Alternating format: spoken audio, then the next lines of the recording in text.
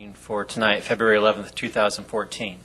So we're going to go ahead and start with roll. Unfortunately, Councilmember Klein is not present with us this evening. To my far right is our city clerk, Pam Aguilar. To my immediate right is City Council Member Peter Otaki. To my left is our Vice Mayor, Catherine Carlton. To her left is our City Council Member, Kirsten Keith. Down off the podium is our Assistant City Manager, Starla Jerome Robinson. To her left is our City Manager, Alex McIntyre. And to his left is our City Attorney, Bill McClure. My name is Ray Mueller. I'm honored to serve as your mayor this year. At this time, I'd like everybody to please stand and join us in the Pledge of Allegiance. I pledge allegiance to the flag of the United States of America and to the republic for which it stands, one nation, under God, indivisible, with liberty and justice for all.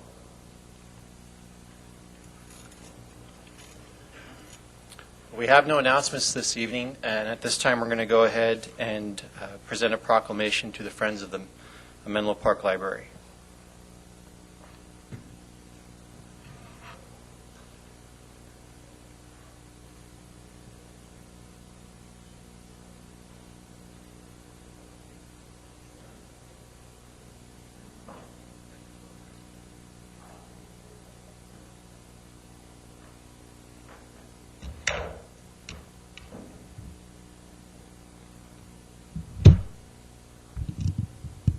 So good evening. It's been our practice this year at every meeting to honor those in our community who've made a difference in the lives of our residents.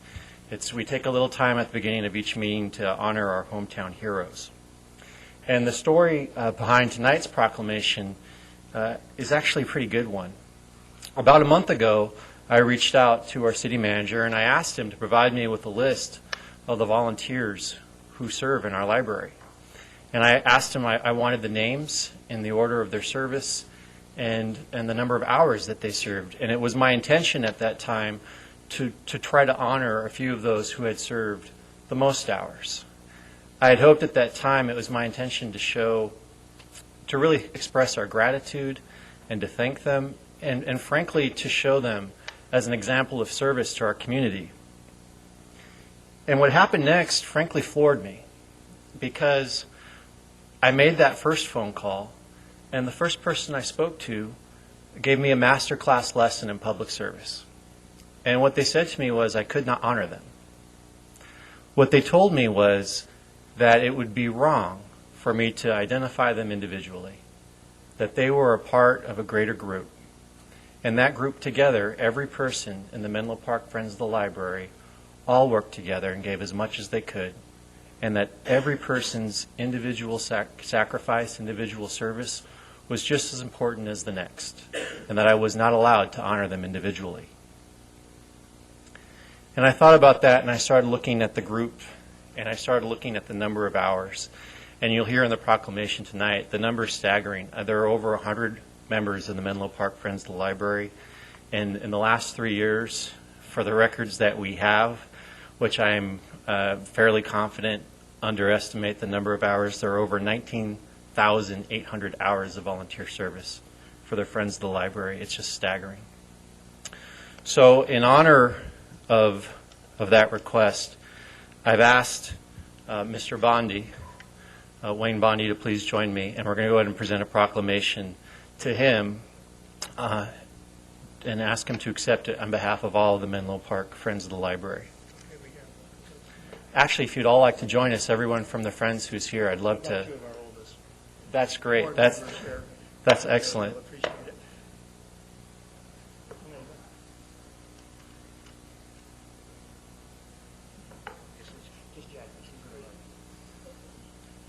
Jackie's our secretary and one of our oldest members. Age and time. Excellent. So I'm going to read the proclamation, and I'll go ahead, Wayne, and give you a chance to go ahead and speak as well. Whereas the Menlo Park Friends of the Library has been serving the Menlo Park community since their first carnation in 1952, holding their first book fair as the American Association of University Women in that year. And whereas the Menlo Park Friends of the Library were a vital force behind the bond measure to build the first permanent public library building in Menlo Park in 1957, and whereas the Menlo Park Friends of the Library expanded their annual book fair in 1960 with an offering of 8,500 books, becoming the first major library book fair on the peninsula. And whereas later the annual book fair was expanded to include an auction of selected books to raise money for the Menlo Park Library and its programs. And whereas in the late 1980s, the Menlo Park Friends of the Library began selling donated books daily in the library with the help of library staff. And whereas the practice of having books for sale, priced and cataloged by subject, began with the dedicated group of Menlo Park Friends of the Library, who affectionately later became known as the Moles, because they work in a windowless library basement screening and storing book donations from library patrons. And whereas today the Menlo Park Friends of the Library continue the tradition of picking up book donations on request, a practice that is unique in the peninsula. And whereas when the new library expansion was underway, the Menlo Park Friends of the Library commissioned a beautiful stained glass window that today adorns above the library entrance, designed to welcome patrons and present what libraries offer. And whereas in the last 3 years since 2011, the Menlo Park Friends of the Library have given the Menlo Park Library and the residents of Menlo Park the gift of more than 19,800 volunteer hours of community service that the city of Menlo Park is aware of, and more than likely many more hours that have gone unrecorded. And whereas the Menlo Park Friends of the Library gift has made an indelible positive impact in the lives of Menlo Park residents, from children to high school students, from young adults to seniors who have benefited and gained from their service. Now, therefore, be it resolved that I, Ray Mueller, Mayor of the City of Menlo Park, do hereby recognize and offer gratitude to the Menlo Park Friends of the Library and thank them for their leadership, dedication, commitment, and service to the City of Menlo Park, its residents, and the patrons of the Menlo Park Library.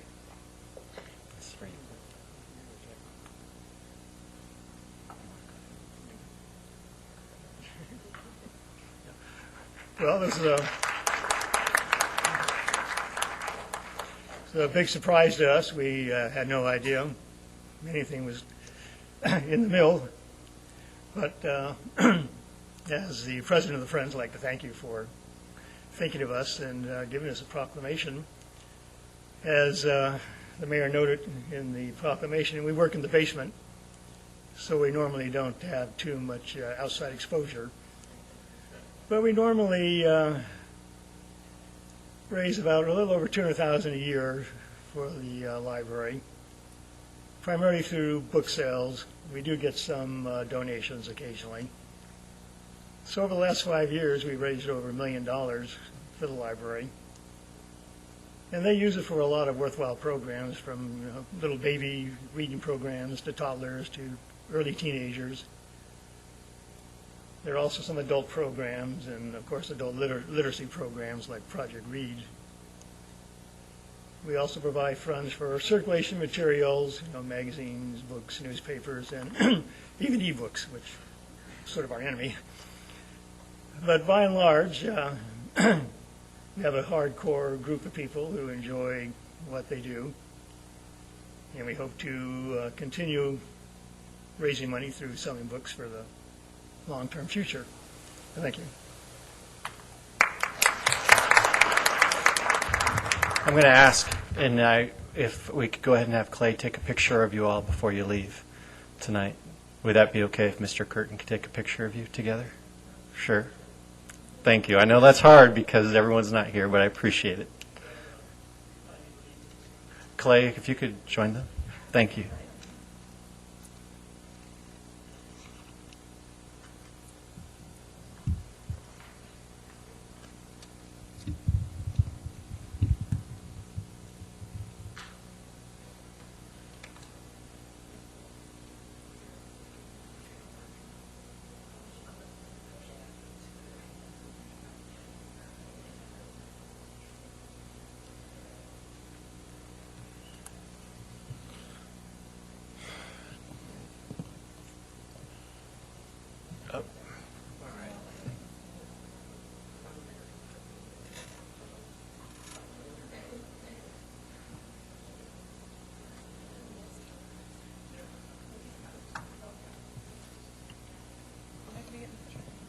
No, not this time. Not every time. They can take it. You can just show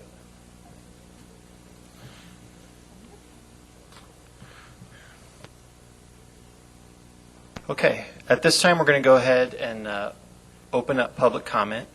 Under public comment number 1, the public may address the council on any subject not listed on the agenda and items listed under the consent calendar. Each speaker may address the council once under public comment for a limit of 3 minutes. Please clearly state your name and address or political jurisdiction in which you live. The council cannot act on items not listed on the agenda, and therefore the council cannot respond to non-agenda issues brought up under the public comment other than to provide general information. And we have 2 public comment cards this evening. The first public comment card is from, and I'm sorry, sir, if I'm mispronouncing the first consonant of your last name, Art Noose. Roos. Thank you, sir. If you could join us at the podium.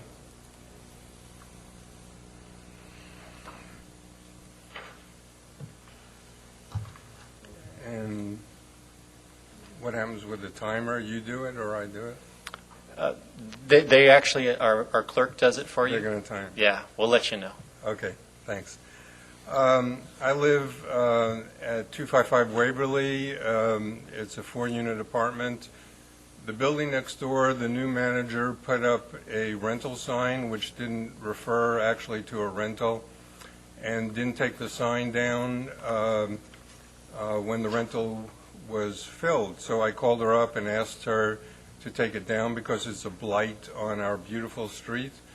And she essentially told me she didn't want to because all the public safety agencies called her and thanked her for putting up her signs all over the peninsula. In case of an emergency, they have her contact information. I took this to mean that the police, when they had an emergency, instead of knocking down the door, they ran around front, looked at her sign, found her phone number, and called her up. And the same for the fire department, which we know is not true. So I filed the complaint with code enforcement, who in Menlo Park is the police, and code enforcement was outstanding in their follow-up, but I believe she told them no. She wouldn't take it down and she wouldn't change it. So it went to the planning department, and this is going on since July. So they worked with her to modify the sign. It took months.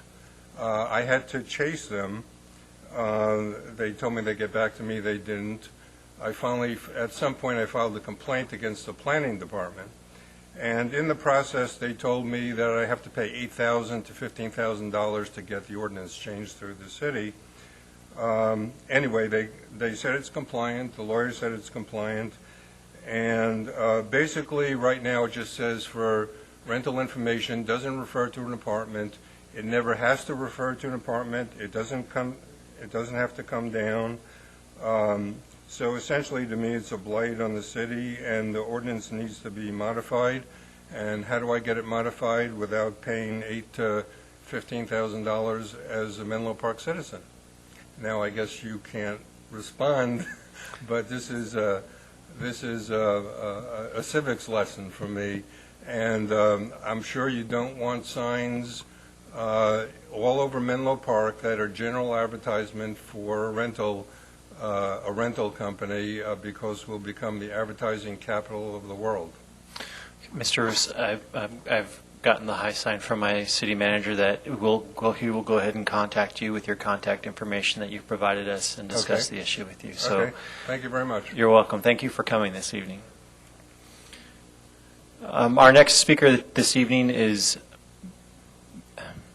and I'm sorry again if I mispronounced the last name, Vicky Robledo. I tried. First, I'd like to say congratulations to the Friends of the Library, I think it is. I wanted to speak to you about the park. I think it's Baylands. I have a dog, and first of all, I feel very privileged that I can take my dog over there and walk her. And I want to commend the police department because I've met many of them because she's been jumping my fence. And I've met at least 4 because I've been notified that she gets out. And they've been the greatest police force that I've met. in any city I've lived in. But when I take her out because she needs exercise, but every time I go there, people are not following the leash laws that are posted there. And most of the people that it's no longer pleasant to take my dog there because I get into arguments with them. They insist on taking their dogs off the leash like it's an entitlement that their dog needs exercise. So does mine. But I strongly abide by the leash law. And I'm asking that maybe the city would consider implementing a fine. I mean, I hate to have that because I'm a dog owner, but I repeatedly run into this issue. And there are signs, but there's no signs inside the park. And there's also never anybody there monitoring the park. And I repeatedly called the code enforcement, but I'm usually leaving. So I mean, they can't go into the park to see the people, is what I've been told. So I'm asking that the city consider either implementing a fine or maybe putting more signs inside the park. And a lot of the parks also have a little sign where you can have the poop bag so you can pick up your dog's poop. Because I don't want to lose the privilege of having, being able to take my dog there. Because not many parks allow dogs anymore. And I'm really appreciative of that. So I thank you. My other concern was I read the city housing updates element, and I don't find them as user-friendly. There's a lot of information there. My other question, and I'm sorry for my ignorance on this, what happened to the affordable land that was allocated that Facebook is now building on? I was at a neighborhood association meeting last Wednesday, and Hamilton is no longer an affordable housing location either. The developer was there at the meeting and said it's pretty much ready to go on building this summer. So those are my questions, and again, I thank you for your time. Thank you. Can I ask a question of the city attorney regarding what she said? Okay. Our next speaker this evening is Pat Jordy.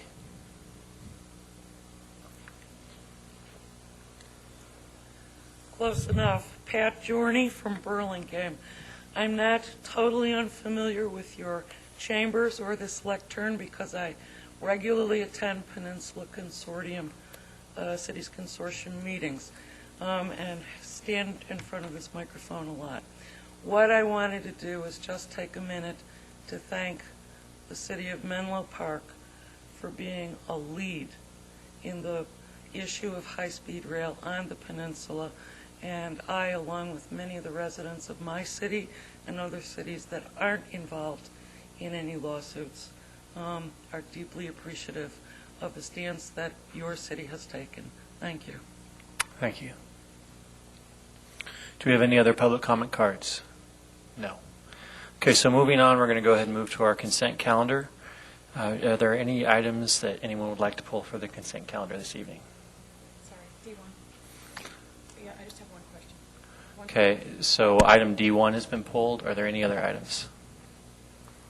Okay, so do I have a motion to move the rest of the consent calendar? So moved. Okay, second. Yeah. Go. Did you get that, Pam? I think we have a second by, okay. All right, so let's go ahead and vote.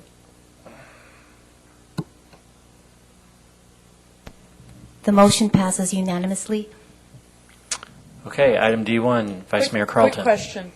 On page 4, it says the non-voting members include the San Mateo County Police and Fire Chiefs Association. Does that include the Menlo Park Fire Chief? My question being, is a member of our Menlo Park firefighters team going to be represented in the non-voting part of the... I can answer that. The Okay. Fire Chiefs Association does include the Menlo Park Fire District Fire Chief. So they are represented on the Fire Chiefs Association. Great. I received an email asking me that, and I wanted to make sure that that was addressed. Yeah, and also the Fire District, their emergency manager, Ryan Zolokoffer, is represented on the San Mateo County Emergency Managers Right. Association. I knew So- that Ryan was there. I just want to make Yeah. sure that someone from the, okay. All right, I'm happy to move that we approve this. Okay, do I have a second?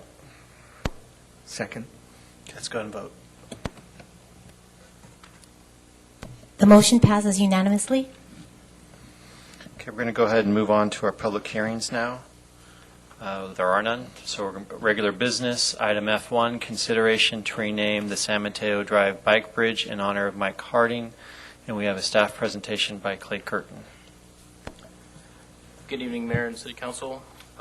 Tonight is a staff report. The mayor had asked for this item to be agendized.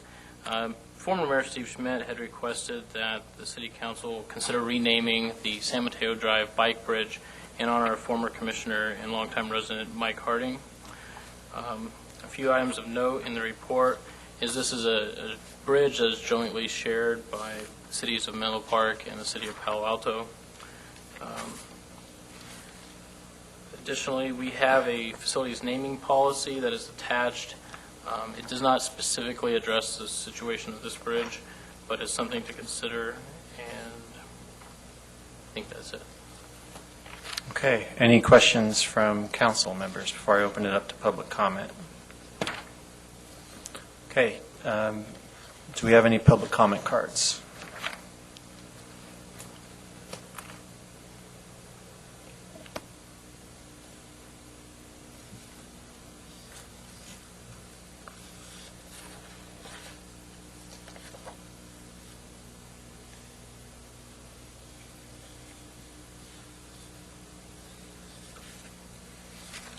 Okay, our first comment this evening will be from Andrew Harding.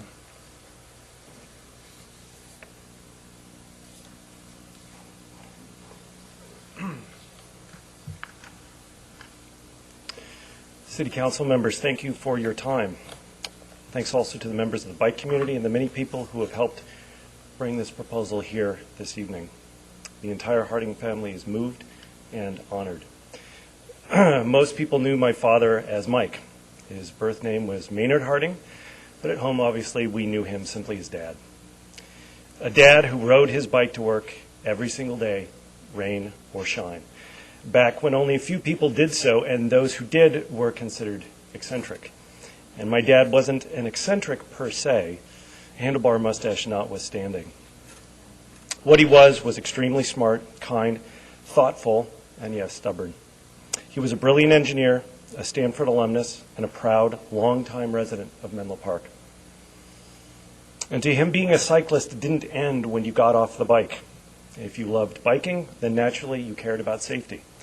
And if you cared enough, you got involved and you tried to make things a little better. Tonight we are here to recognize my father for his contribution to cycling awareness and safety in Menlo Park and beyond. Which is sort of funny because recognition is never why my father did anything. At his core, personally and professionally, he was a problem solver. My father got involved where he thought he could make a real difference.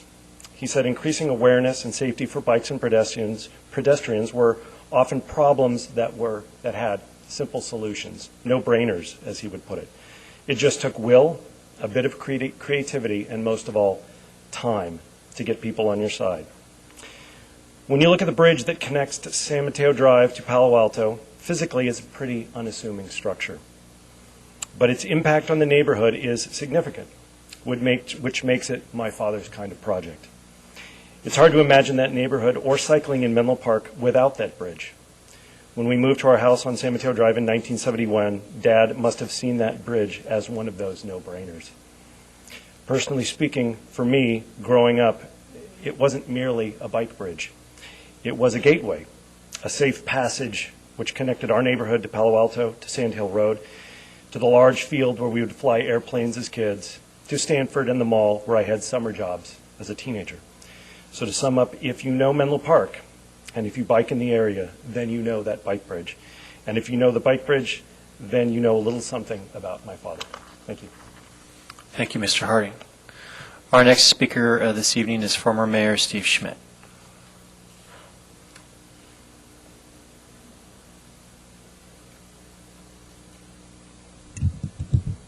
Good evening, Council. My name is Steve Schmidt. I've known Mike for a long time, and I served with him on the San Mateo County Bicycle Advisory Committee, which became a division of CCAG. He was a bicycle commissioner. He was a member of SVBC, Silicon Valley Bicycle Coalition, and was tireless in his efforts to, as Andrew said, promote bicycle safety and to make sure that the decision makers had the information they needed to spend public money wisely to promote bicycle safety, not just in Menlo Park, but throughout the county. And like the Friends of the Library members who were team players, Mike was absolutely a team player. He was a volunteer whose greatest strength was his modesty, along with his smarts and his ability to analyze problems. He was the kind of volunteer that we would want in any community, someone who didn't seek much credit, but who did all of the difficult jobs that volunteers tend to do. I would like to recognize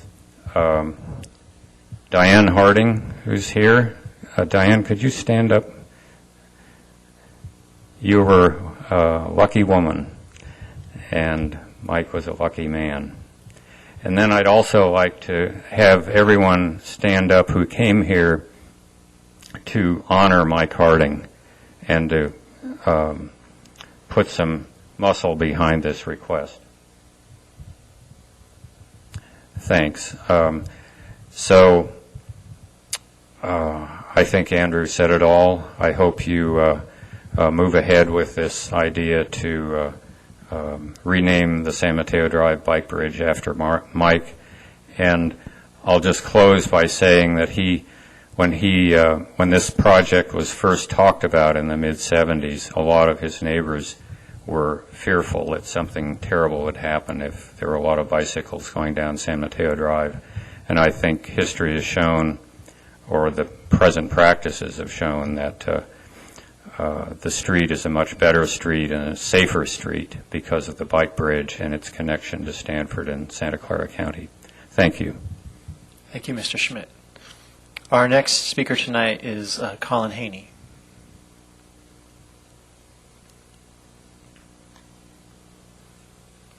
And I should note he's from the Silicon Valley Bicycle Coalition. Thank you, Mr. Mayor. Thank you, members of the council. I'm Colin Haney from Silicon Valley Bicycle Coalition. It's no surprise, I'm sure, that I'm here to concur with everybody that this bridge should be named in honor of Mike. I first got to meet Mike in 2010 when he came to help us move our office by bicycle from our old office to our current location. We needed a lot of bicyclists, and Mike was certainly down for that. I just knew him as a really kind-hearted guy with a great mustache until I started to get more involved through my job in San Mateo County policy work, and I learned that Mike has been involved in this community, in the whole county, in bicycle policy and bicycle safety for a really long time. He knew everybody. He knew the history of all the policy that had been passed in this city and the whole county. He was just a tireless advocate who not only attended pretty much every meeting that had anything to do with promoting bicycle safety, but he kept records, fastidious notes about all these decisions that had been made, and he was really key to educating me about policy in the county. So I will always be grateful to him for helping me figure out all the history of bicycling advocacy in this county. So I urge you to please go with the consensus here tonight and help us name this bridge for Mike. Thank you very much. Thank you, Mr. Haney. Our next speaker this evening is Paul Wendt, and it says he's with the Silicon Valley Bike Coalition and also the Western Wheelers. Hi. I just want to concur that I think that would it be a fitting honor to name the bike bridge after Mike Harding. I've only known him since 2000 when I met him in Western Wheelers. I've known him in a decade and close to a half since, and just have found him an incredible advocate for bicycle and pedestrian issues. at the inception of a group called the Peninsula Bicycle and Pedestrian Coalition. He was there from nearly the start and was just a tireless. It's now the Peninsula Committee of Silicon Valley Bike Coalition. He was all these years. He's just been a tireless advocate for bicycle issues and pedestrian issues. And for about a decade, we manned a bike to work day station every bike to work day and together. And I learned this in 2013 that he couldn't make it because he had a cancerous kidney, which was devastating to me. I just want to say that he was a tireless advocate, and many people think of advocates as being fist-shaking agitators, and Mike was just the opposite of that. He was just very calm, always, and intelligent about everything. I will miss him. I am missing him. Thank you. Thank you. Our next speaker this evening is Richard Melnikoff.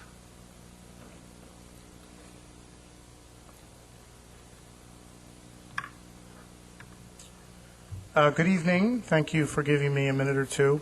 I won't try to repeat all the things that have already been said. I don't ride myself very much. I live across the street from Mike's home, and I would just underscore, I guess, his modesty, because after having lived across the street for 5 years, I've learned more tonight than I knew, other than he was always a great gentleman and biking all the time.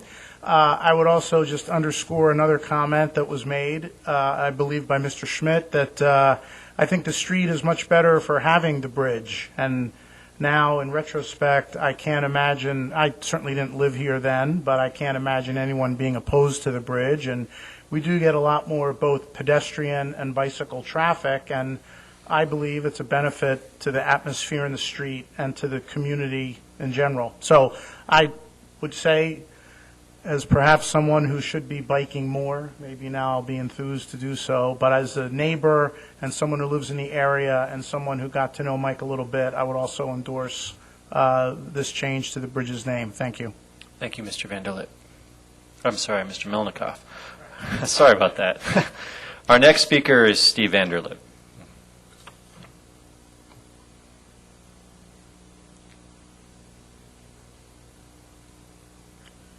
Good evening. My name is Steve Vanderlip. I'm a resident of San Mateo.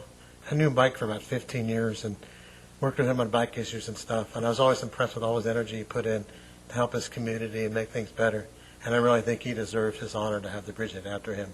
So I, too, support this effort to rename the bridge in memory of our good friend Mike. Thank you. Thank you. Our next speaker is Ms. Cindy Asker.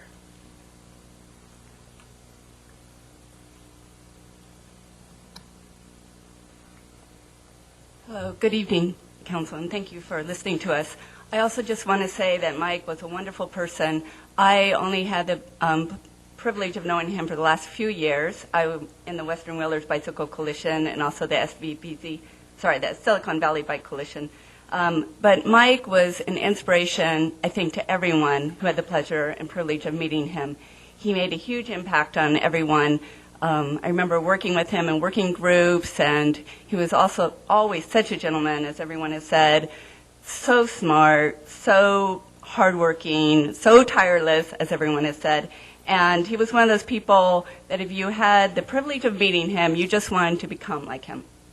Not necessarily his mustache, but, you know, an inspiration to all of us. And I think that this is an apropos thing to do, to name the bridge after him, and hopefully the rest of us will continue to follow in his footsteps. Thank you. Thank you. Our next speaker this evening is David Alfano.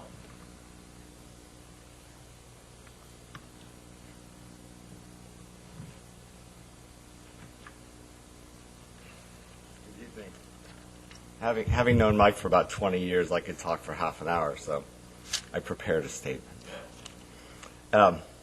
Through multiple appointments from several Menlo Park City Councils dating back from 1993, I have been honored to have represented Menlo Park on the CCAG Bicycle and Pedestrian Advisory Commission for more than 14 years. For many of those years, I served as chairman of that committee, and among other activities, the primary activity of the BPAC has been to evaluate and recommend bicycle and pedestrian project proposals from all over San Mateo County. During my tenure on the BPAC, I've had the privilege of working with Mike, subject of tonight's item. I could not possibly overemphasize the dedication and seriousness that Mike brought to his service to the BPAC and hence to the citizens of San Mateo County. As we evaluated project proposals and bicycle pedestrian issues at the monthly BPAC meetings, Mike always brought insightful commentary to the benefit of the discussion. As I'm sure you're aware, members of public bodies and commissions sometimes come to meetings with varying degrees of readiness for topics on the agenda. Mike Harding was always fully prepared for the meetings. And I mention this because of something that maybe the BPAC may have taken for granted, but I found very striking.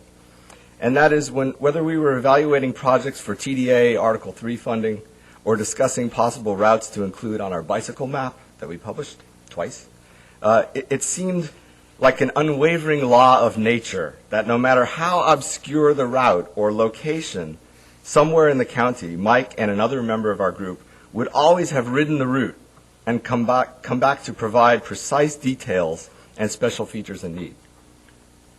The other member would be Robert Cronin, also from Menlo Park. They always rode the routes. Considering the range of San Mateo County, this is a very substantial undertaking. Mike provided this kind of dedication to the cause of cyclists and pedestrians into his 70s. He'd ridden more double centuries than I ever aspire to. I always look forward to seeing Mike manning the table at the Willow Bike Bridge on Bike to Work Day. In addition to his service to the BPAC, Mike was an active member of the Silicon Valley Bicycle Coalition, and he worked hard to foster collaboration between public and private organizations. As a part-time bicycle commuter for the last 23 years, I regularly ride over the bike pedestrian bridge at San Mateo Drive, and I'm grateful to Mike and the others that made that beautiful resource available to the commuting public. We've certainly come a long way from the boards over the creek that led into Ohlone Field. I think it's absolutely fitting that the San Mateo Bike Bridge be dedicated to Mike Harding. It will stand as a monument to the man who is a pillar of the local cycling community, always ready to serve others. My only regret that he won't be here to attend the dedication. Thank you. Thank you. Our last speaker on this subject this evening is Pat Jordy from, again, welcome back. It's really an easy name to remember. Just remember Buongiorno. Buongiorno. But I should know that. Buongiorni. Pat Jorny, Burlingame. I really can't add anything to what all the speakers have said. Between what your public speaking audience has said and the letters that I know that you've received, one from Tom Madalena of CCAG, probably just under the wire tonight from the Transportation, the Traffic Alliance, I always call it transportation, but that would be John Ford, who's now the head of that, and other luminaries that may have written at some public urging to get in contact with you.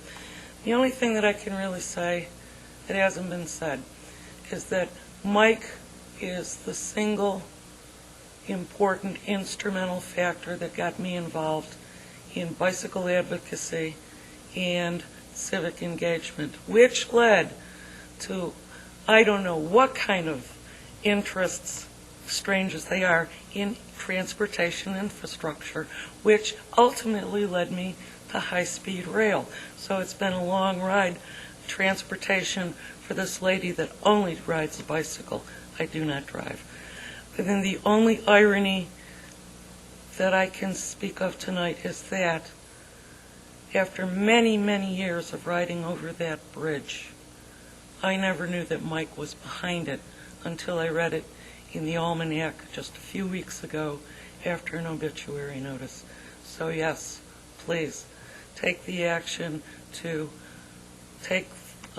make this a memorial to Mike, and whatever we have to know to present to Palo Alto, we're all certainly glad to go there in order to make it a true connecting bridge, not only through the county, but between the two counties. Thank you. Thank you. And do we have any other public comment cards? No. Okay, so at this time, I'm going to go ahead and close public comment. And to the last comment, just so you know, my understanding is that tonight, if the council takes the positive step of making this recommendation to rename the bridge, what's been explained to me by Ms. Shepard, who's the mayor of Palo Alto, is that this issue would next go to the Palo Alto Historical Commission, which would then evaluate it and then give a recommendation to the city council there in Palo Alto for it to go forward. So I just want to make clear with everyone tonight, whatever action the city council takes here in Menlo Park tonight, this isn't the end of the journey. The next step will be to work with that historical commission in Palo Alto. So with that, do we have any questions from any council members or comments? Vice Mayor Carlton. For all the reasons everyone so eloquently stated, I think this is a really apropos way of celebrating the life of someone in Menlo Park who, someone earlier when you were talking about the library, you talked about really illustrating public service. And I think that he's illustrated giving a lot of himself and his time to make sure, whether it's building the bridge, making the roads safer, as well as really helping rally that it's not eccentrics that ride bicycles to work, and being that role model for people in Menlo Park to do more bike riding, and whether that be for the environment or for health or what have you. And I really think this is fabulous.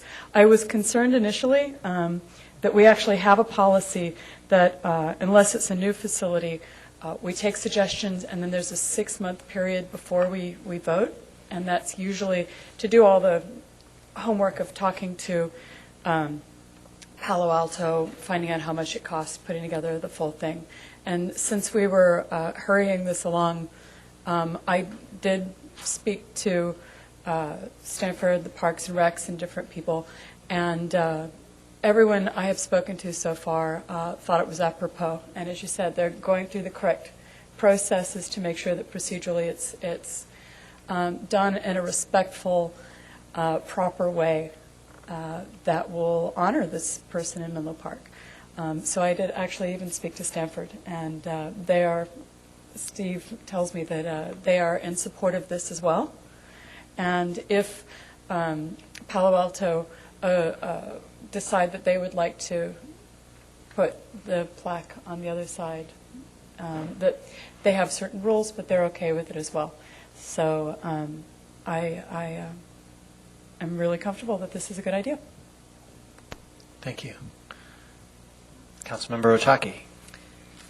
So first of all, I just wanted to express my condolences to the Harding family, and certainly express to you our thoughts and hearts are with you. We certainly appreciate the volunteerism and work of Mr. Harding to the city, and so it's a great loss to the city. I'm certainly, as I've seen the correspondence coming in, I've been certainly even more impressed with this contribution and work. I certainly know that we have a process to go forward with this, particularly with the City of Palo Alto, their historical commission, because this bridge is a two-city and not to mention county issue. I only wanted to suggest that to the extent there's any, issues that, or challenges that we have as a alternative, a plaque or a way of, dedicating the bridge, even if we can't get the concurrence of Palo Alto or what have you, I certainly would support some way in which we can recognize Mr. Harding and kind of link that to the bridge. So I wanted to encourage that as well as moving forward. Councilmember Keith. Thank you. Thank you to everybody who came to speak tonight on behalf of Mike Harding, and my condolences also to the family. I'm sorry for your loss. And thankful that we had Mr. Harding here for so long to help out with so many great bicycling improvements around the entire county. I had the pleasure of working with him and actually with former Mayor Schmidt on an issue about Sand Hill and sort of Alameda, trying to get sharrows and things on there. And Mr. Taylor's here tonight. He was at those meetings, and we're still emailing on this issue. So the issue lives on as something that we're looking at. And I just wanted the family to know that as well. I think that Mr. Harding, has outstanding contributions not only to Menlo Park but to the county, and really appreciate that. And would like to work forward with the process as well. So I'm excited to see if we can work through this with Palo Alto. And I would also reiterate what Councilmember Otaki said. If it didn't pass with Palo Alto for some reason, I would be fully supportive of having some sort of plaque or commemorative plaque on the Menlo Park side at the very least. Okay, so my comments will be brief. From everything that's come in, there's no one, we've seen no opposition whatsoever. And like Peter said, the contributions that have been shared have been very touching, but also very substantive. And so it's a pleasure tonight to do it. I would just thank you for sharing your father and your husband with us. For someone to have been so active in the way that he was, that takes sacrifice from a family and from a wife. And we appreciate that. We appreciate his contributions. So with that, does anyone want to make the motion? I'll make a motion in support of the recommendation to consider working with Palo Alto to figure out how we can rename the bridge in honor of Mike Harding. I second that. Okay, go ahead and vote. The motion passes unanimously. Okay.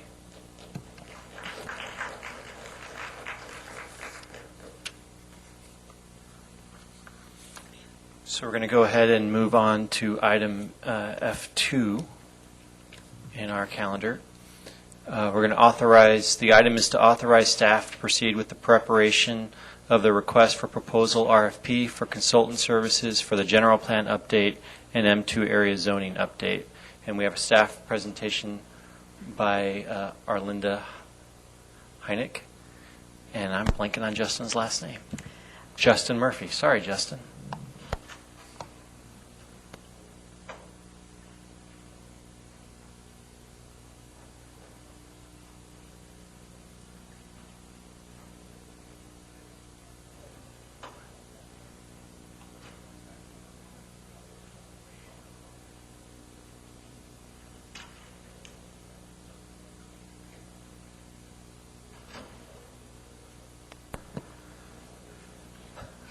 Good evening. So this is kind of a check-in from our last meeting on this topic in December, and so we're just going to report out on a few things, and then hopefully be able to proceed with preparation of a request for proposal for the general plan update. So just to refresh, the city's general plan is comprised of the land use and circulation element, the housing element, open space conservation, noise and safety elements. The focus when we talk about the general plan update is on the land use and circulation elements, both land use and circulation. This is the city's adopted circulation map. We've been showing a cleaned up version that's unofficial in some of the presentations and attached to the staff report, but I've been wanting to make a point of actually showing what the adopted circulation map is, just so that people understand kind of the era that this dates from. The M2 planning area that we've talked about includes the general industrial zoning near 101 and Bayfront area, Menlo Park, but also includes some adjacent properties, and we've established a kind of study area boundary. It's represented on this map. So since December, we've conducted outreach. We've visited six city commissions in that order: transportation, bicycle, parks and rec, environmental quality, planning and housing. The summaries of those meetings are included in your staff report. And then we also did outreach to 5 major M2 property owners. These property owners control ownership of approximately 2/3 of the land in the M2 area. So these are identified as the top 5 major property owners. And a summary of that outreach is also attached to the staff report. Since the preparation of the staff report, there's been 2 updates. One was last night with the Planning Commission. They reviewed the draft summary that staff put together that was attached to tonight's staff report and also to their staff report last night. And they want to accept the summary but emphasize 2 things. One related to the circulation element, that in every opportunity it should emphasize east-west connectivity in town. And then the second item is that there should be a provision for research and time allotted for residential guidelines, some aspect of the general plan update. The second item was from the Environmental Quality Commission. This is referenced in the staff report that 3 members of this Environmental Quality Commission were authorized to prepare a memo to forward to the City Council, and that was distributed to the Council earlier today. It covered 3 main topics related to climate change mitigation, climate change adaptation, and hazardous materials permitting. So in terms of proceeding with the preparation of a request for proposal, these were the 7 initial givens that were in the December staff report that the Council reviewed and also appeared in tonight's staff report. And then we also went ahead and started putting together some parameters for consideration for the request for proposal that are listed in the staff report based off the feedback that we've received. And this list just summarizes what's currently in the staff report.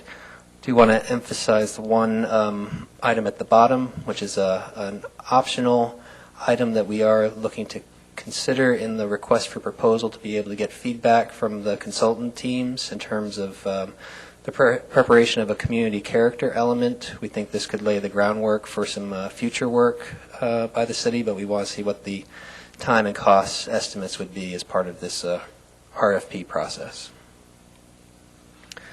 So in terms of actually preparing the request for proposal, we'll be taking into consideration the givens, the parameters, commission comments, the M2 property owners' comments. We are going to be conducting some additional outreach this week to the Bellhaven neighborhood on Thursday, taking all that information, any guidance from the council tonight, and then prepare a draft RFP for council's consideration on the 25th. So that concludes the staff presentation.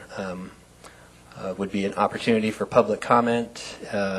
Happy to field questions and appropriate for commission, council discussion and feedback, and with the recommendation of allowing the preparation of the RFP to proceed. Okay. At this time, we're going to go ahead and break for 5 minutes.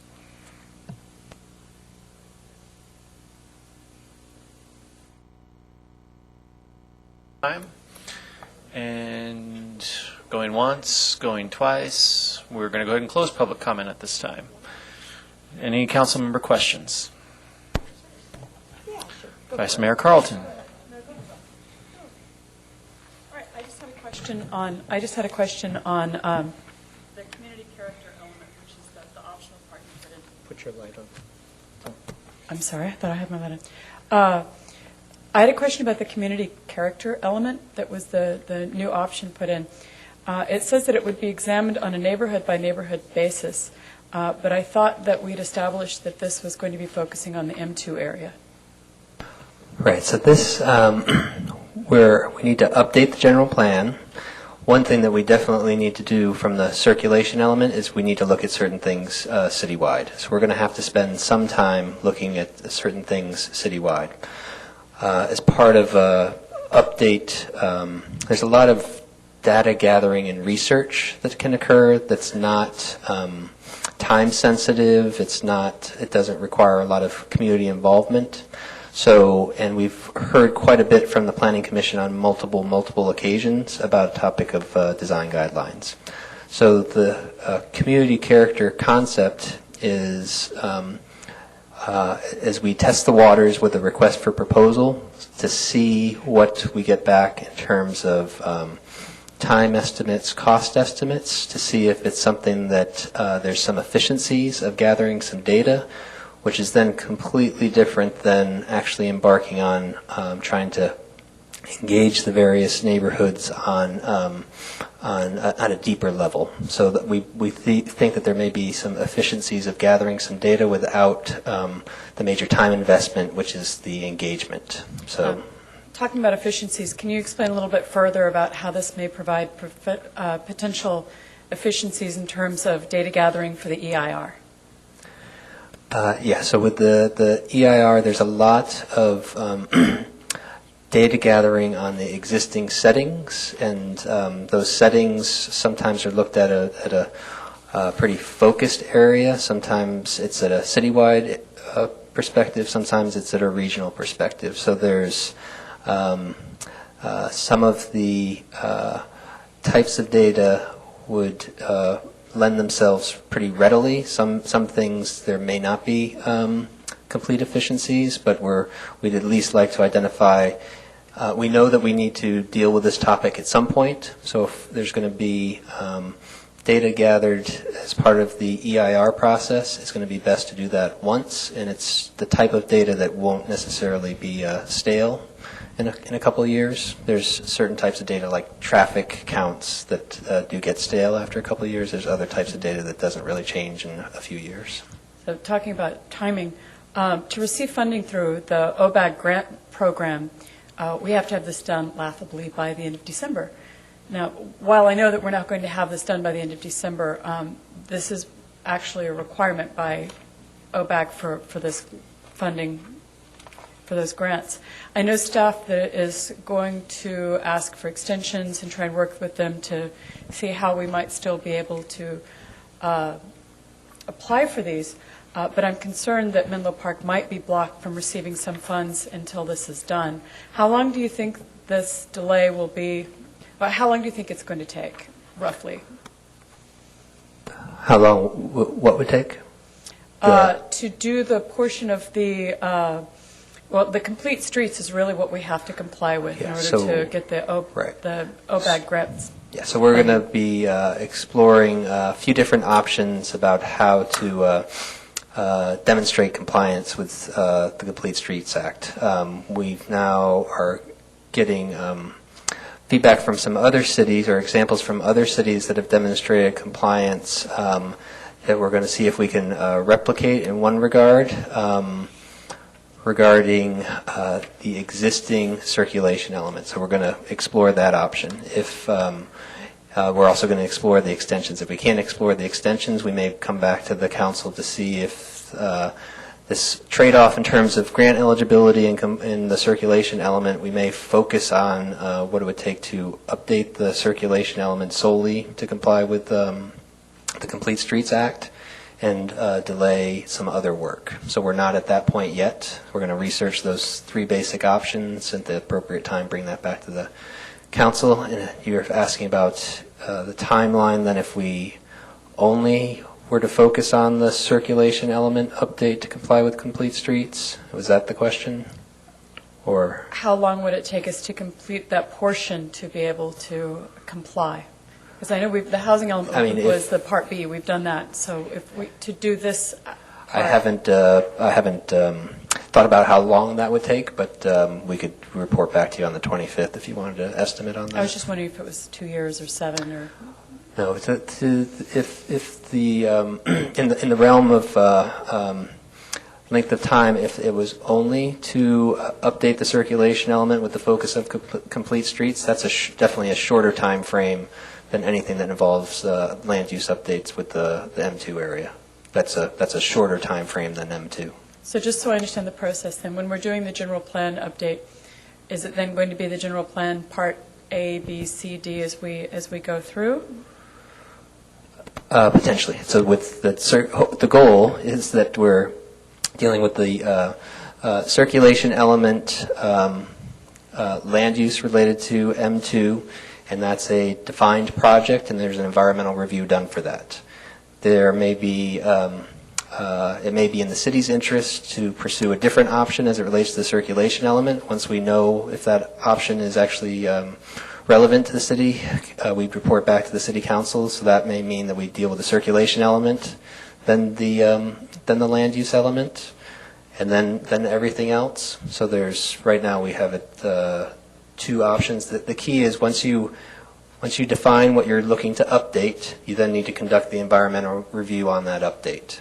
And so as much as possible, if we can define an update and conduct a single environmental review for that, we're better off. If we have to conduct environmental review after environmental review after environmental review, that's what takes a lot of time. Economies of scale, sure.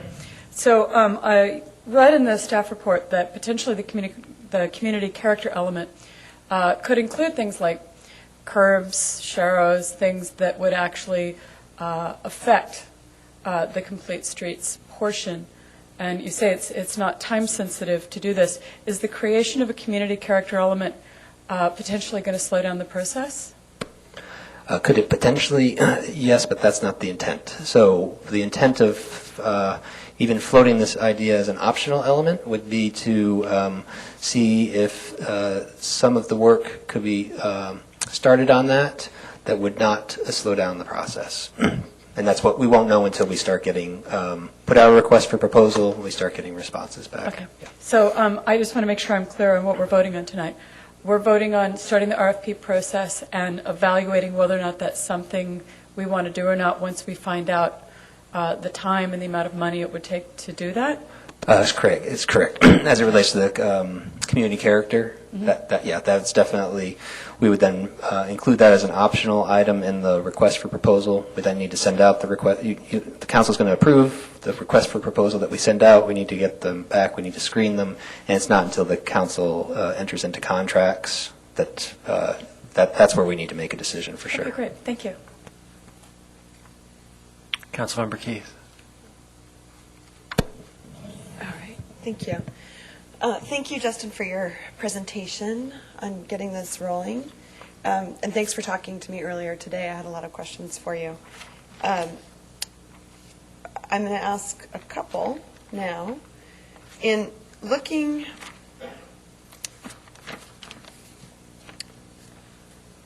at the list that came in from the Planning Commission, these things that are listed here are things that, are there any things listed here that would not be in the RFP?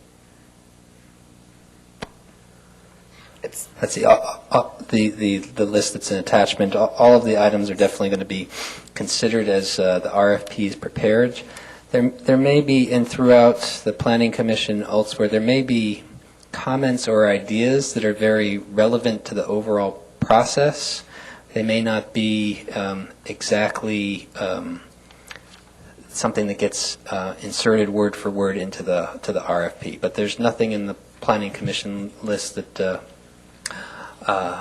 is going to be ruled out. The one topic is the residential guidelines, right. And that's where it's a matter of, from what the Planning Commission motion last night was I to they were interested in that. that's this part of its research and time. So part of the research is something that starts getting at this concept of the community character element. So if the city council were to opt to not include the community character element at this time when it actually gets the proposals in front of them, then it may be a matter of having a discussion with the Planning Commission about the topic of residential review and guidelines, just to kind of understand some of the issues that they're facing as they review proposals, and just see if there's something that could be done to bridge the gap until such time that resources can be allocated to that, because I think that may be worth a dialogue between the Commission and the Council on that topic. Okay. And I understand. I mean, one thing, residential design guidelines have been looked at a couple of times in the past, and they are always highly controversial. People sort of dig in on one side or the other. And I like the idea of this community character element. And San Rafael's done it. You mentioned also Larkspur has done it, and a couple of other cities around here have done it. If you Google it, you'll find the cities. And it's interesting. If you look at Larkspurs, for example, they've got the neighborhoods broken down into something like 27 neighborhoods. And it's a great way to, I hope, it'll be interesting through the RFP process. It would be a great way to gather some qualitative information about all of our different neighborhoods and yet not go so far as doing the residential design guidelines right now. But I like what you said earlier. The information that's gathered wouldn't necessarily go stale in 2 to 5 years, because it would be looking at neighborhoods as they currently exist, and they just don't change that quickly, whereas transportation issues can change quickly.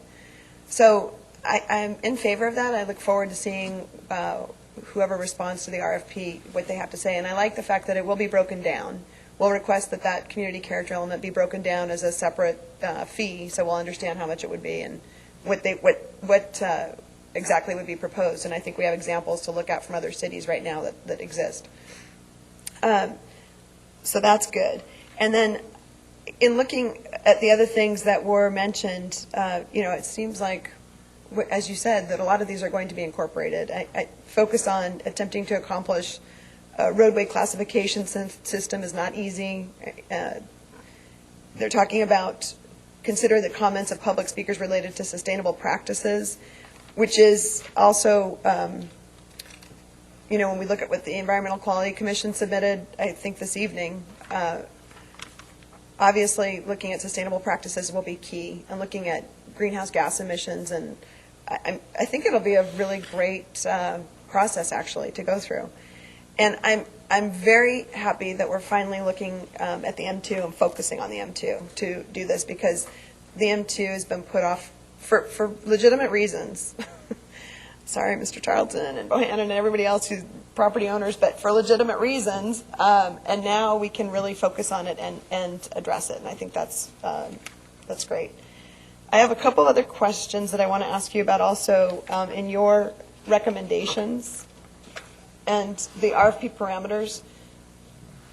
You talk about the circulation element, and then that would be citywide. So that means the entire city, from Sharon Heights and up at 280 down to our Bellhaven neighborhood and to the Bay. Is that right?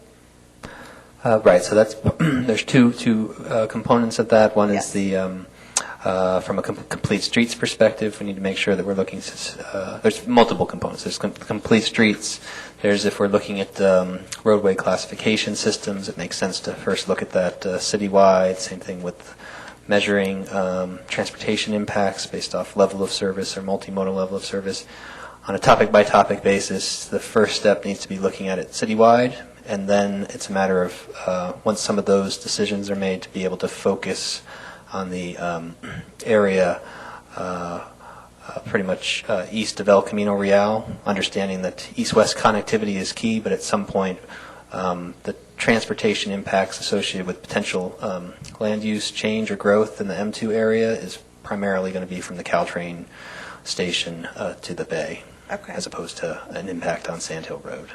Right. And then one thing that I asked you about earlier, where does water fit into the picture? And I noticed that the EQC talks about that as well in their climate change adaptation. But so I wanted to find out about water. I know we talked about, a wet lab would use more water than, for example, a law office, or do we require water efficiencies that are higher than now? I mean, I think the EQC talked about an urban water management plan that currently exists. So what is your response to the water issue and how that gets addressed? Yeah, so we'll need to look at water in a few different avenues. Then it's a matter of how deep we go on the various topics associated with water. But at a minimum, the city and Cal Water, the two major water providers, need to update their urban water management plans every 5 years. And most of the M2 areas in the city's water district. So we have good timing in that the urban water management plan update would be occurring on a similar time frame. So we'll be able to look at both the general plan update and the urban water management plan, even though they're separate projects running concurrently. We'll be able to look at those in the same basic time frame. As part of the environmental impact report that would need to be done, we'd have to look at potential water impacts, and then it's a matter of, from a council policy perspective, when it wants to deal with other potential water policy matters. May I stop you there? Yep. Just to ask you a question about, say, gray water. Is that something that could be looked at in this as well? Yeah, I think it's something that's definitely worth a conversation. It's then a matter of what exactly is meant by gray water, because different people have different definitions of gray water, and then for what purpose, how that relates to existing state codes. But it's worth the discussion in terms of making sure that everybody's informed, we're all talking about the same things, and then seeing if that's anything that the city wants to consider in the long term. It may, again, there may be short-term challenges, but we are trying to look into the future and see what may be on the horizon. Okay. So. And then on your list, the RFP parameters, you also mentioned a mix of land use in select locations. And so I had a question for you, if there's a planning definition for mix of land use, and it doesn't sound like there is, but when I read mix of land use, I conjure up images of commercial and residential. Yes, so on the, I've been bouncing back and forth of different slides as we've been talking, but I realize that it's covered up. So this slide on the fifth bullet or so, where it talks about the mix of uses, we did kind of clarify that the range of uses that we're talking about in the M2 of potential new uses in select locations are more enhanced retail, hotel opportunities, and then the potential for residential in specific locations, as opposed, it's not meant at all to be throughout the M2, but there are certain locations where it may make sense. Okay. And I appreciate the Planning Commission's recommendation to bring in the neighborhoods that are most impacted by the Dumbarton rail line, because that's something that, well, we don't have the funding for it right now. It is something that a lot of, not just our city is looking at, but other cities, Union City, Redwood City, all the cities that would be served by that Dumbarton rail line are looking at this. But the money, a lot of money, millions of dollars went to BART to take, so we have lost out on that pocket of money right now. But people still are looking at it, and I like that there would be a robust conversation with Suburban Park, Lorelei Manor, to talk about what kind of uses they would like to see on that line. So that's really important to me. And then open space, conservation, noise, safety elements. That's great. Getting that updated. I'm scrolling down here for my notes. And then on the priority development areas, we currently have a priority development area, which is the specific plan, the downtown El Camino Real. Now, I like that you are also including looking at a priority development area for somewhere in the M2. And then there's a June 2015 application deadline from ABAG. Is that right? That you're looking at trying to Yes, that's what I'm seeing in the memo from them, yes. Okay. And just can you explain what that deadline is for exactly? It's a deadline for adding, removing, or changing planned development areas or planned conservation areas. So it's the timing, again, works we're fortunate in the timing in that the city can go through a process, decide whether it would be potentially beneficial. If council believes it's beneficial, then the city can submit an application. As long as it's before that deadline, the city doesn't have to yet update its general plan in any way, but it's definitely would be a positive sign that it's a local initiative and that the city is focused on on that area. That would definitely, and with the potential Dumbarton rail corridor, whether it's used as rail or some other forms of transportation, those are all long-term characteristics that would be beneficial for consideration of a planned development area. And then the other thing is that there is no environmental impact report necessary for that PDA. Is that right? To submit the application, no. Then later there would be. It's associated with the when ABAG and MTC prepared their regional plans, there's environmental review associated with that. Anything that the city actually pursued in terms of any sort of land use change is subject to our own environmental review, so there'd be potential environmental review done, but it's not a requirement of the application submittal. Okay. Thank you very much. Councilmember Otake. Great, thank you. Justin, I wanted to actually just follow up a little bit on Kirsten's question about the priority development area. I know for ABAG purposes, we have had El Camino as it. So do I understand correctly then that we can designate a second PDA for ABAG so we can have multiple PDAs? Yes, we can have multiple. So, and the reason why I wanted to follow up on that is, so it's my understanding that the OBAG grants now, as part of the One Bay Area plan, are tying 70% of the OBAG funding has to be either focused on your priority development area or directly accessible or something like that, but it's basically they're trying to focus. So we're talking about real dollars here, real grant money that is focused based upon how we define these priority development areas, correct? Correct. I don't have the exact percentage, but it's definitely the focus. Yeah. I do remember that from some of the one of the ABAG meetings that I went to on the topic, because I know CCAG was trying to get that reduced to 50%, and then basically ABAG said no. And MTC, I should say, kept it at 70. And the reason why I'm asking a little bit about that is because one of the issues that the Planning Commission, I guess, had raised is the east-west connectivity issue. So, trying to figure this out, I think east-west connectivity is a big issue for us as a city, to the extent that that's tied to, or we could benefit from OBAG grants to help encourage or facilitate that, then the designation of a second PDA that might help to make sure that our east-west connectivity is enhanced, I think is a good thing. But I'm just trying to make sure I kind of understand that's... Yes, that's the basic concept. Okay. And then we want to make sure that through this process of we would want to just understand the implications of,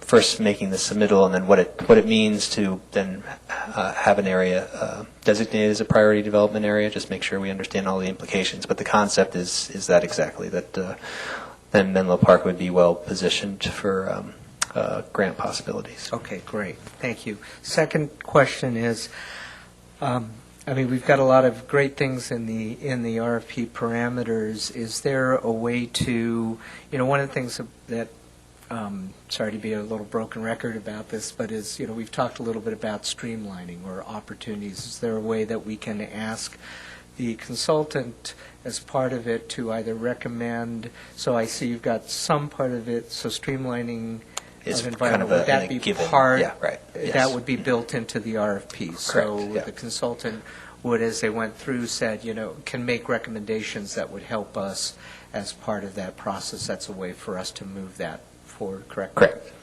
Okay. Good, that's important. And then the community character element, I would like to, I guess, learn more about it. I'm not sure. So as you come back to us, I guess on the 25th, I'm intrigued by the idea. I'm also worried because when I recall when we had the, I don't know if it was the study session or at least the initial guidance on this, we were trying really hard to focus on the M2 so that we can get the M2 done, and that was within a fairly aggressive time frame.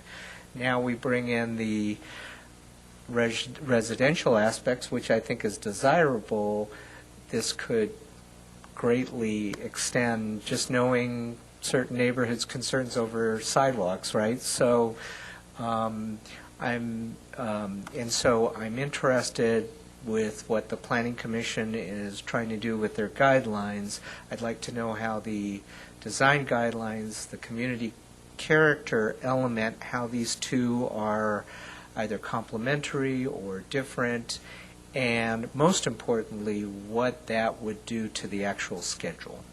On the one hand, it would be a good opportunity under one EIR to do this, but if it then extends us out for 2 more years, that's a trade-off that I think we need to kind of discuss.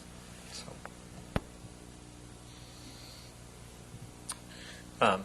I'll be brief. So I'm on the subcommittee. I'm looking forward to working with you guys through this. So I'm not going to belabor a lot of comments from myself tonight, but use us is my only request. So, if I'm on the subcommittee, I want to be out there and helping you with the neighborhoods, work through this, the community character element and things like that. This is going to be a very complicated process, and I know that you guys are up to it. You've been through this before in Menlo Park, obviously. So, any way we can support you, let us know. And I know that it's your best intention to strike that appropriate balance as we try to maximize the economic activities that we can in our industrial areas appropriately, but then also provide the quality of life that our residents expect. So thank you. Any other questions or comments? Nope. Okay, so I need a motion. So moved. Second. Does that suffice? I think we actually need the motion articulated. I move to authorize staff to proceed with the preparation of the request for the RFP for a consultant services for the general plan update and M2 area zoning update. Okay, and I have a second. Second. All right, and all those in favor, go ahead and vote. The motion passes unanimously. Excellent. Our next agenda item this evening is the city manager's report. There is none. There are no written communications. The next is informational items. There are no staff presentations on informational items, although we do have 3. Does anyone have any questions for staff? Councilmember Otake. Yes, I do have a question on the quarterly financial review, and it's more of just input. I was certainly pleased to see the report, but I would like, I know that you will be preparing for us a mid-year review, and one of the things that I'd like to ask as you're preparing for it is to help us with the one-time issues, the one-time gains versus what would be recurring, or so, because we've got a lot of things that show that there's actually an uptick, but then I also know that part of it is based upon the sale of the property, and I know that flows through the budget. So I'm trying to figure out what are sort of one-time items versus what will help us to understand what has been a true uptick in revenues. Yes, the mid-year report will incorporate and differentiate between what's kind of ongoing increases to our revenue baseline compared against, things that are one-time revenue. So we will call all those items out in that report. Great. I appreciate that, because I don't want us to get the impression as we're going into budget next year, this is going to keep, going, when I know. I would appreciate that. Sure. It's certainly looking, good, but that would be of great help. Thank you. Okay. Any other questions for informational items? Okay. Moving on to council member reports. Councilmember Keith. Thank you. I just want to give you guys a quick update on the San Francisco Creek Joint Powers Authority, because I think you've seen a lot of emails come in, and I've been responding to them when I can. So I'm sorry if I missed anybody. I just want to make sure that everybody knows that we are doing an environmental impact report, and that all alternatives will be studied in that environmental impact report. No decisions have been made, and I think it's very clear that nobody wants flood walls. So we are really excited about getting all the comments from the residents, and please keep them coming. Know that when we have the public comment period open, when we have the draft EIR available, that any public comments that come in at that time will be responded to in the final draft EIR. And I also want to let people know that February 14th, there is no deadline. Apparently, there's some belief that there's a deadline to get comments in by February 14th, and that's not true, and I can understand where it came from. I believe that at the January 29th meeting that the Santa Clara Valley Water District had, they passed out cards indicating that they would like to receive comments by February 14th, but that by no means means that we are not accepting public comments after that. We are always accepting public comments, and we really appreciate the comments, and they will help drive the EIR. So please keep them coming. Thank you. Okay, I have a couple items actually, and so you guys know I've been trying to figure out how I can bring issues to you guys to report them and sort of take your temperature on whether or not I can do study sessions on them later. It seems like this is the appropriate time to do that. So the first council member report issue I have to talk about tonight is, as you all I'm sure are concerned about, recently in Menlo Park, our Menlo Park City School District went to bond and has gone out to bond a couple times now, and Las Lomitas just recently went out to bond and got a $60 million bond. And I know that having been in the schools recently in Ravenswood, that they are in need of refurbishment, and there's some concern about the capacity that they have to actually raise those funds through bonding. So I recently had a meeting with some folks who are with the digital billboard companies.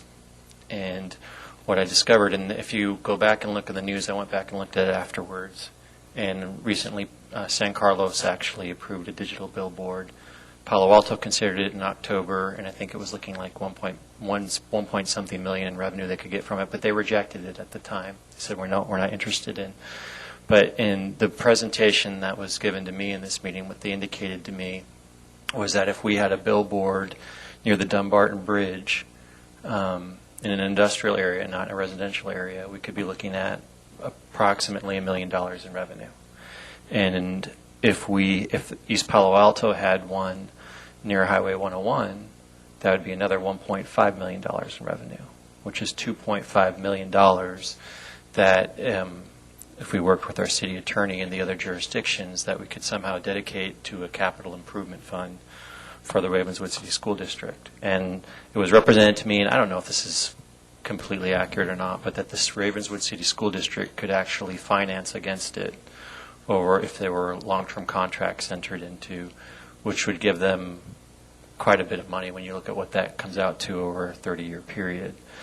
So these are all representations made. I will say that in looking at the dollar figures on the revenue, it comports with what was represented, what Palo Alto was looking at in October in terms of how much revenue they thought they might be able to get from their digital billboard. So I'd like to float this idea with you guys to just take your temperature on whether or not you'd be interested in looking at this issue and also maybe other issues that the city could be helpful to Ravenswood in. And I know we have gift of public fund issues that we would need to work out with our city attorney in terms of how we structure it. And one of the things, just in discussions I've had with others, is, for instance, the billboard Menlo Park could follow the Menlo Park's kids if something happened to the district. There would have to be agreement that these are just items I throw out there that this would go toward a capital improvement fund. But these are all issues that could be worked out in a study session. So I wanted to throw this out there and see if just take your temperature on whether or not I could actually have a study session on the issue to vet it. Vice Mayor Carlton. My mom's a teacher. I have 2 kids. I'm all about education. I think education is absolutely the most critical thing that we do to better not only the people, but the brain power as we're developing in Menlo Park. However, I have been schooled recently on various occasions by the school boards that there are real divisions between the city council and what we look at the fire board and the education, the school districts that we have. And I'm not sure how we go about doing something like this where we put it in our CIP and then it goes out to them. I think that if they want to do something like this, I think it's a fantastic idea, and I think it would come to us, might just go to the Planning Commission to approve putting up a billboard or not approve putting up a billboard, depending on how that conversation goes. But I'm not really sure. I'd be curious to find out how logistically that would work, that we, in what our scope is that we're dealing with, get into the business of raising money for school districts. Respectfully, I've had the discussions with some of the East Palo Alto City Council members and some of the school board members, and I'm not today presenting that we're going to do this. I'm just saying, can we look at the issue and sort of vet not only this one issue but other issues, and if they don't want us to help them, we don't have to help them. But I think as a jurisdiction where we have kids in the school district, if we can be of any use, and it may be that we find that we can't be the one to put up the billboard, but maybe we can help them with the property, but I just want to go ahead and try to troubleshoot all of these issues in a vetting process. Well, I would certainly be interested in a study session that, first of all, outlines a little bit about, I know that the Ravenswood School District recently has done I think a facilities tour, and just sort of to get a sense of an outline from them of what they're looking at. Certainly with both the Menlo Park and Las Lomitas school districts recently passing bond issues, I think there's a recognition that the school facilities need upgrading, and so I would love to have a study session to hear about what the Ravenswood School District has in mind, and then as part of that to talk about potential funding sources, including whether it's billboards, including other, what the potential bond capacity, or hard to describe that, but I mean the ability for their district to, and just look at different alternatives and start that process. I would certainly be receptive.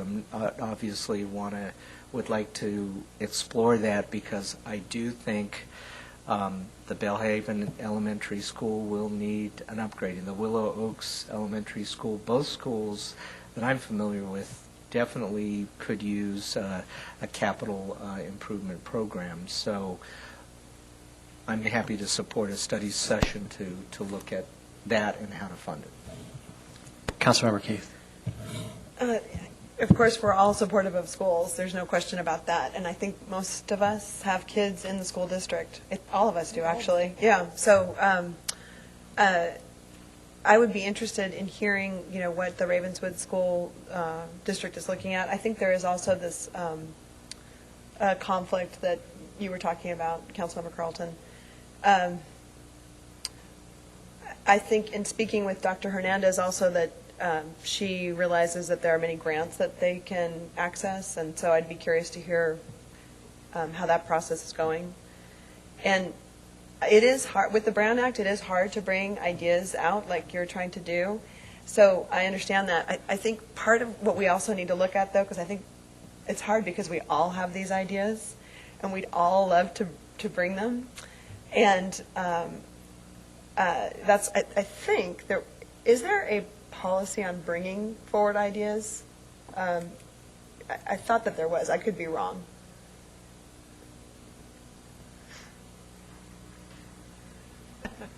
Well, so I think there's two answers to that. There is a policy, but I don't think we have followed that policy in the past. Okay. So, but during our goal setting, the facilitator suggested that once we bring back the goals, that if council members have new ideas that they'd like to prioritize over the existing goals, then we can create a list that will be submitted to the council on a quarterly basis. Okay. And then the policy that we have, is it possible for you to send that to all of us so that we all have that? We'll send it out to you tomorrow. Okay. I think it's just helpful to see. So I think a study session to look at the ideas is appropriate. I do have concerns that when we did the goal setting that, we have a lot of things that we were all interested in doing, and we had to kind of whittle it down based on many different reasons, but a lot of it has to do with staff capacity. And, we had some great issues that we could have, pursued, so it becomes difficult. Well, we haven't voted on the final goal setting yet. We've Right. put together on, so I'm just wanted to raise the issue because it recently came to my attention. I think it's Yeah. I think it's important. So it's something that I think when the goal setting comes back, that's, we can look at that. I would love to hear how Ravenswood is looking at grant issues as well, because I think that was something that Dr. Hernandez told me that she was looking at for infrastructure projects. Okay. All right. So that was one, and I think the other item then, I will look at the policy in terms of how I'm supposed to bring that. I'm struggling with how I talk to you guys about these issues in an open session compliant with the Brown Act, because I can't imagine the policy says I'm supposed to give it to the city manager and then everyone tells me how they think about it in private.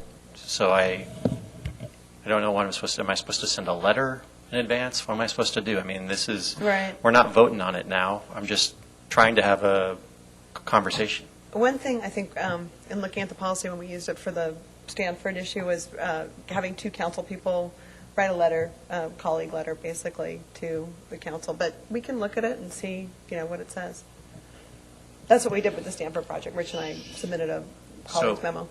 So kind of at one point that was the concept, and then concerns came up about violations of the Brown Act, because if you talk to one person and that person says no, you can't talk to another person. That means you can never bring it forward. I mean, so in essence, that the concept of having two council members do that was abandoned.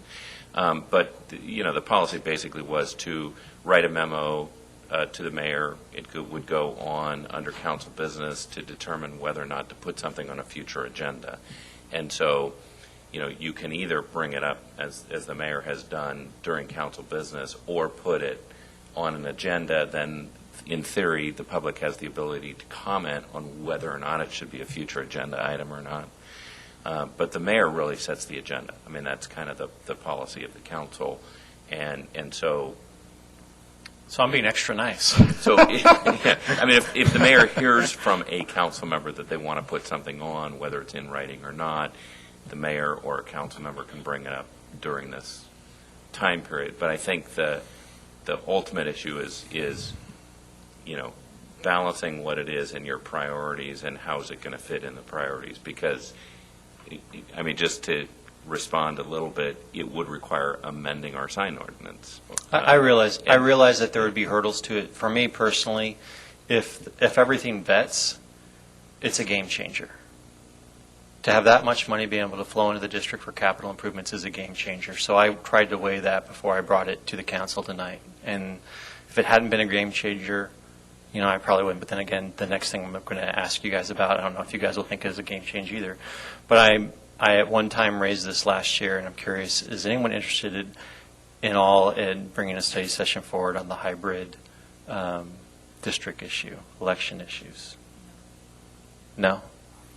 Okay, that's fine. Then I don't want to waste our time putting that on a study session on the agenda if no one wants to look at it. But I raised it last year and I wanted to ask. So, all right.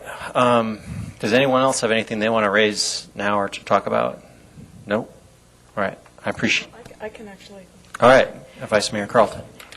I was so honored to be placed on the CCAG legislation committee, and contacted them and said, great, how do I get started? And they said, we have no idea what you're talking about.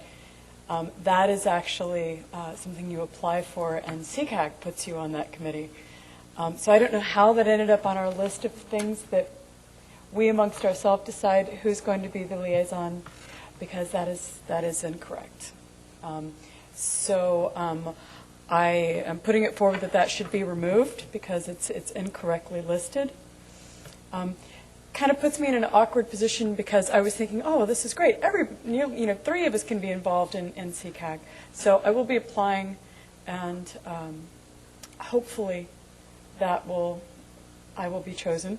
But that does need to be taken off of the list of things that we put our names forward for liaison, because that's not our choice. Okay. And for the record, I think with Councilmember Otaki's comments and the other comments I heard, I am going to try to bring forward a study session with respect to Ravenswood and their capital improvement. Excellent. All right. We have a public comment. So we're going to close now Councilmember reports and move on to item K, public comment number 2. Under public comment number 2, the public, if unable to address the council on non-agenda items during public comment number 1, may do so at this time. Each person is limited to 3 minutes. Please clearly state your name and address or jurisdiction in which you live. And our first public comment is from Michael Francois.